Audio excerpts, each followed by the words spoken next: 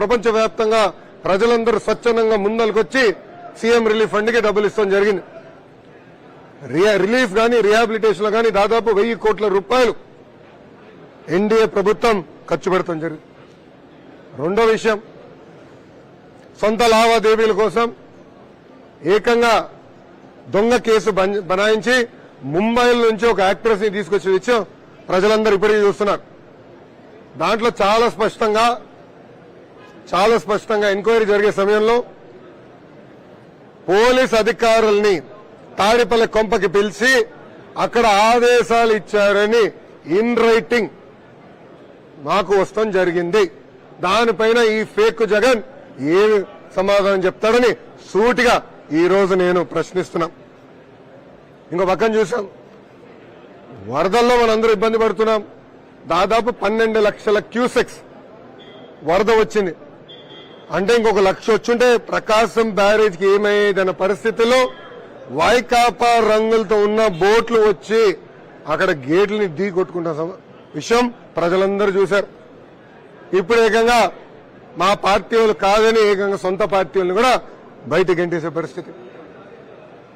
చంద్రబాబు నాయుడు గారు చాలా స్పష్టంగా విశాఖ ఉక్కు ఆంధ్రుల హక్కు, ప్రైవేటీకరణ మేం చేయము అని 100 సార్లు చెప్పినా ఈ ఫేక్ జగన్ ఫేక్ ప్రచారం చేస్తున్నారు. అంటే పొద్దున్న నుంచి రాత్రి నేను తెలిసిందని ఫేక్ ప్రచారం. జగన్ గారికి నేను సూటిగా ప్రశ్నిస్తాను, మీరు 2019 ముందల నేను పెన్షన్ పెంచుతానని ఇట్లా అన్నారు. ప్రజలకు అర్థం వల్ల పాపం అధికారంలోకి వచ్చిన మొదటి నెలలోనే 1000 రూపాయలు పెంచుతారు అనుకున్నాడు. కానీ ఇదేంటంటే కటింగ్ బిజినెస్. అప్పుడు ఒక 250, అప్పుడు ఒక 250, ఆయనకు 3 వచ్చినప్పుడు ఇంకో 250. అదే చంద్రబాబు నాయుడు గారు ముఖ్యమంత్రి అయిన వెంటనే 3,000 రూపాయల పెన్షన్ ని 4,000 రూపాయలు చేశారు. వికలాంగులకు అందించే 3,000 రూపాయల పెన్షన్ ని 6,000 చేశారు. శాశ్వతంగా బెడ్ పైన ఉన్న వాళ్ళకి ఏకంగా 5,000 రూపాయల నుంచి 15,000 రూపాయలు చేశారు. ఇది ఆయనకి కంపడట్లేదు.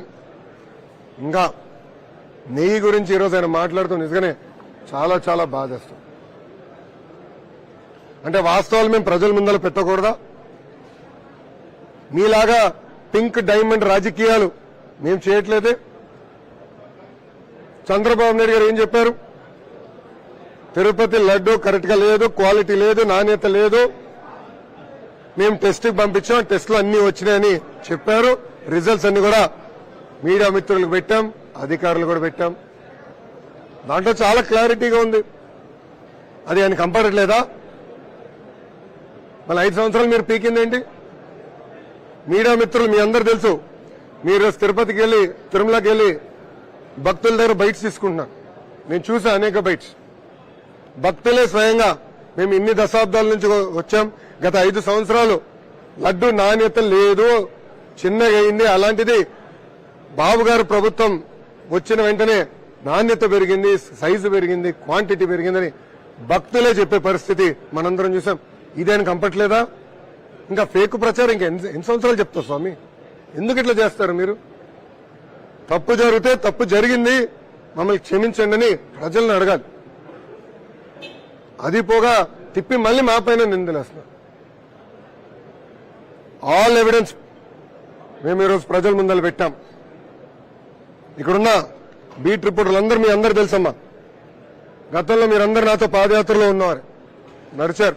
మీరు చెప్పారు నాకు నాణ్యత లేదు, అన్నదానంలో నాణ్యత లేదు, అన్ని ఛార్జీలు విపరీతంగా పెంచారు, సామాన్య భక్తుల్ని దేవుడికి దూరం చేశారని మీరందరూ కూడా చెప్పింది.